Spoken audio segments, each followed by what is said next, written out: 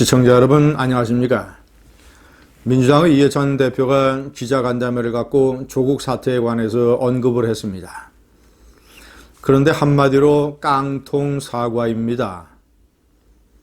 사과라고 하는 것은 그것을 듣는 사람이 설득되고 동의하기 위해서는 문제를 일으킨 사태의 본질을 정확하게 타취하고, 두 번째는 사과의 형식과 내용이 진솔해야 되고, 세 번째는 말로만 그치는 게 아니라 행동으로 보여줘야 되는 것, 사과의 3대 요소를 완전히 빼먹은 깡통 사과입니다. 사태의 본질, 사과의 진정성, 세 번째 물리적인 책임. 제가 발언 중에서 그 세 가지와 관련된 부분을 말씀드리고 설명을 해드리겠습니다.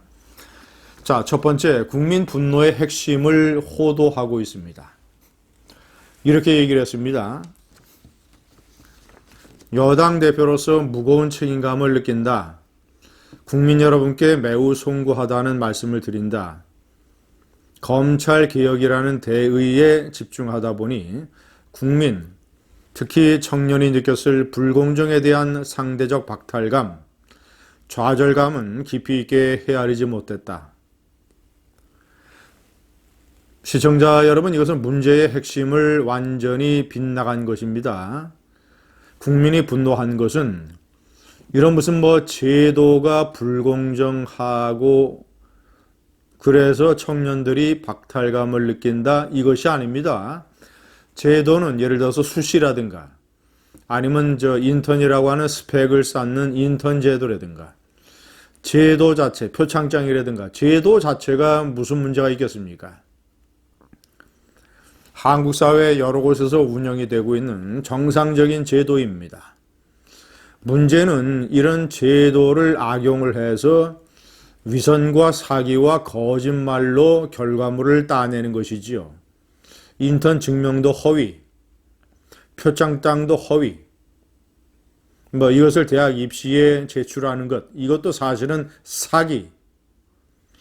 이 모든 사기, 위선, 그리고 이 사태에 관한 거짓말, 증거인멸, 사모펀드 문제라고 하는 범죄, 이런 어떤 총체적인 부실, 위선, 범죄에 관해서 국민이 분노하는 것이지, 불공정 제도는 사안에 없는 겁니다. 조국 일가의 불공정 사기 행위에 대해서 분노하는 것이지.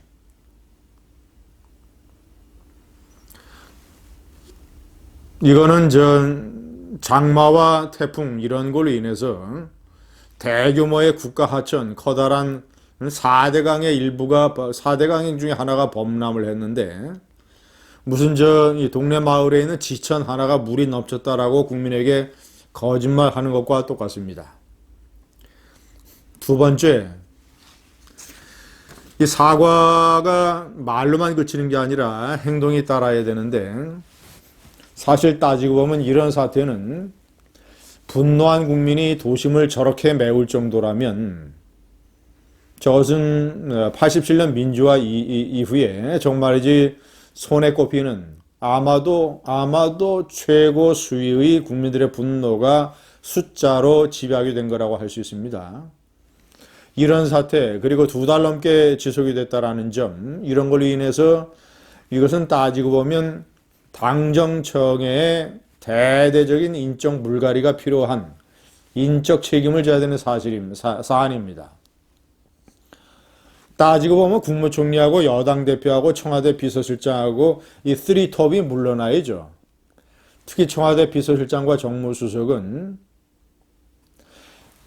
책임지는 걸로 따지면 문재인 자체가 책임져야 되지만 물러날 턱이 없기 때문에 그 밑에 있는 비서실장과 정무수석, 이런 사람들이 일단 물러나고 조국을 옹호하고 딸랑이 호위무사 역할을 하는 데 앞장섰던 더불어민주당의 지도부, 이해찬과 이인영 원내대표 물러나야죠. 그리고 국회에 나가서 또 조국 사태를 호도했던 이낙연, 당정청의 최고 수뇌부가 인적 책임을 져야 되는 문제를 이렇게 얘기를 했습니다. 여당의 쇄신이라는 것은 국민의 요구에 맞는 정책을 잘 만들어 국민의 어려움을 풀어주는 것이다. 당직 개편 얘기는 당내에 없었다. 제가 각 시도와 예산정책 협의를 하고 있는데 그런 부분을 충실하게 하는 게 혁신이지 서로 인신공격을 하는 게 혁신은 아니다라고 얘기했습니다.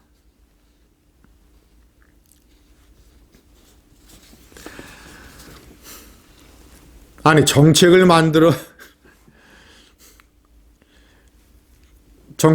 것은 평상시에 하는 일 아닙니까?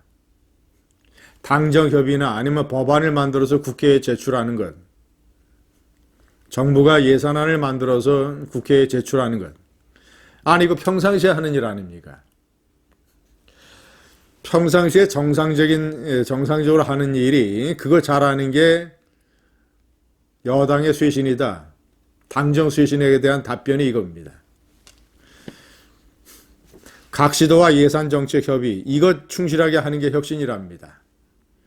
선거를 앞두고 시도와 예산정책 협의를 하면서 각종 개발사업, 복지 파퓰리즘 퍼주기 이런 거 협의하는 거 사실상 선거운동입니다. 그런데 그러게 하는 게 조국 사태에 대해서 책임지는 일이랍니다.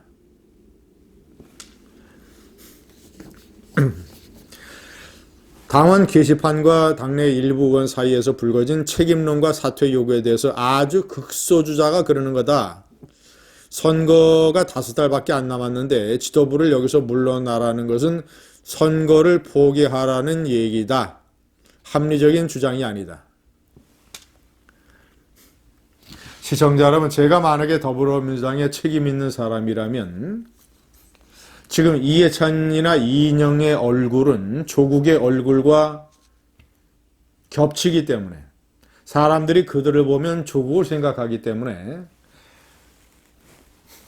선거가 5달이 남든 아니면 2달이 남든 저는 이 비상대책위원장 외부에서 이런 조국 사태와 무관한 이 더불어민주당의 이미지를 쇄신할 수 있는 그런 비상대책 체제로 선거를 치르는 것이 오히려 낫다는 판단을 할 겁니다. 그런데 선거가 5달밖에 남지 않아서 지금 안 된다. 많은 유권자들은 이해찬의 얼굴을 보면 그 오만하고 표독한 얼굴, 더군다나 20년 집권론을 얘기한 그 무시무시한 그러면서도 조국 사태를 밀어붙이고 조국을 옹호하고 조국에 대해서 책임지지 않는 저런 얼굴을 보면서 적지 않은 유권자들이 선거 때 어떤 결심을 할지 모르는 상황이 되고 있습니다. 자, 마지막으로 4번째, 역시 또 검찰개혁이라는 대의 이런 얘기를 하면서 사태를 검찰개혁으로 덮으려고 합니다. 그런데 이렇게 얘기를 했습니다. 일반 시민들은 검찰을 사람을 잡아다 족치는 곳이라는 인상을 받는다. 저도 군검찰 조사를 받아봤지만 수사관이 와서 막 툭툭 치고 욕이나 하고 그건 폭행이지 수사가 아니다. 아마도 1980년 김대중 내란음모 사건과 연루되어 체포되어 조사를 받던 얘기를 하는 것 같습니다. 자, 그것은 40년 전의 얘기입니다. 검찰이나 경찰이나 많은 것이 달라졌기 때문에 지금 이런 식의 인권 침해 수사 방식이 어디 있습니까?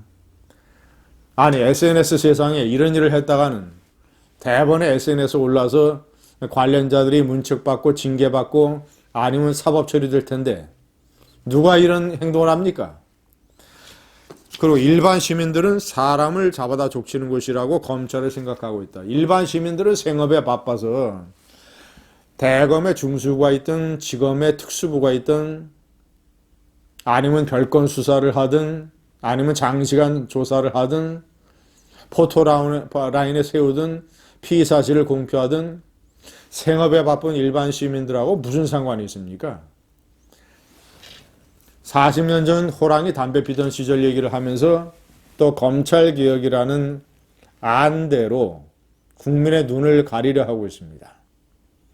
이것이 현재 집권당 대표의 수준입니다. 감사합니다.